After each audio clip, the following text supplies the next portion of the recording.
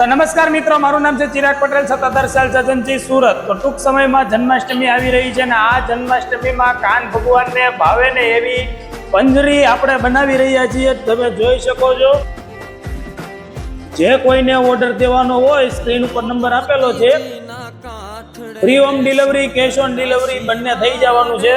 તમે જોઈ શકો છો અત્યારે પંજરી આપણી ત્યાં બની રહી છે। જગત નો નાથ મારો સાંભળ્યો છે રાજા, જગત નો નાથ મારો સાંભળ્યો છે રાજા। એ દ્વારિકાનો